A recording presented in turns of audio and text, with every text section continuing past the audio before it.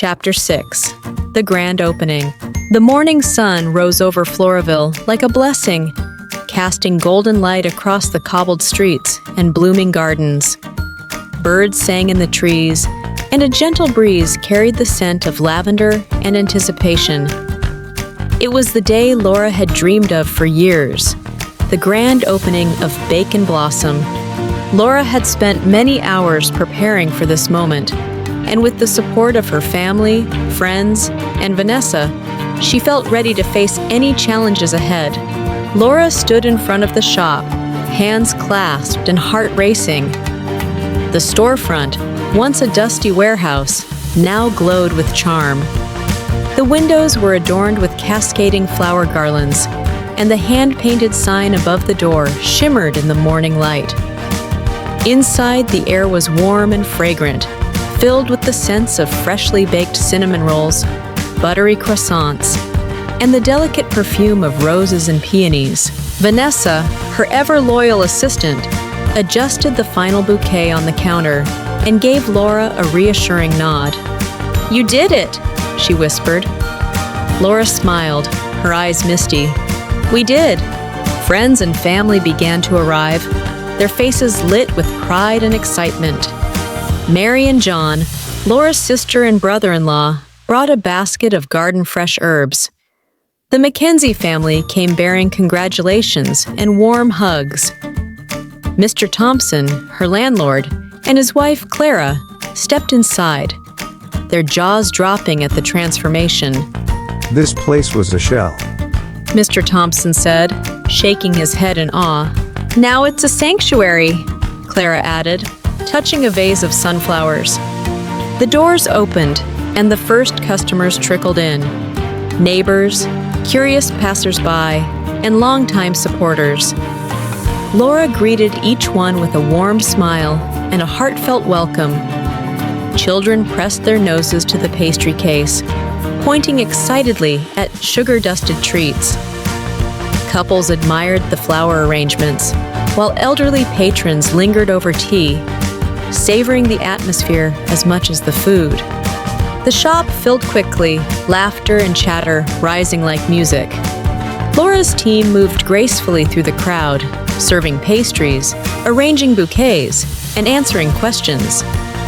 Vanessa coordinated the flow with quiet efficiency, while Mary helped at the register, her eyes sparkling with pride. But amid the joy, Laura felt flickers of doubt. The line grew longer. A tray of muffins ran out.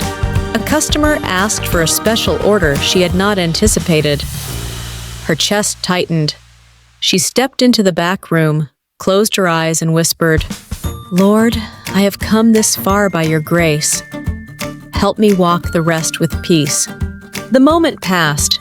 She returned to the front, her smile steadier and her spirit anchored. Later in the afternoon, Mr. Harold, Maureen's grandfather, arrived. He was a quiet man with kind eyes and a deep respect for resilience. He shook Laura's hand firmly and said, "You have built something beautiful."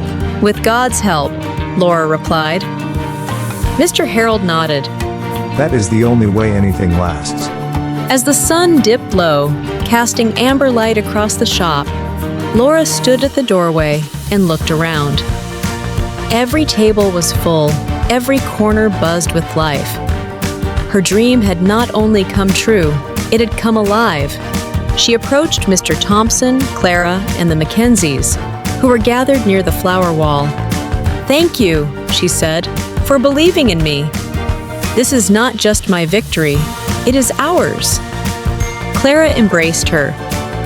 "Floraville needed this. You have given us more than just a shop.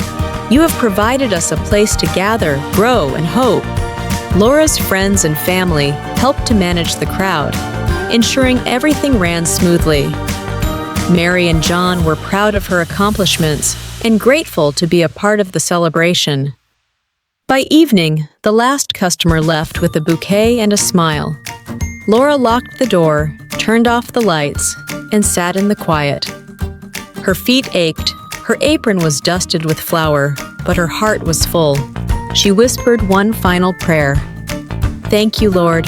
for every hand that helped, every heart that showed up, and every moment that led me here. The grand opening of Bake and Blossom was more than a business launch. It was a celebration of faith, community, and the power of perseverance. Laura knew this was only the beginning. With God's guidance and the love of those around her, she was ready for whatever came next. As the stars blinked awake above Floraville, Laura stepped into her new chapter, one filled with inspiration, grace, and the promise of a future blooming with possibility.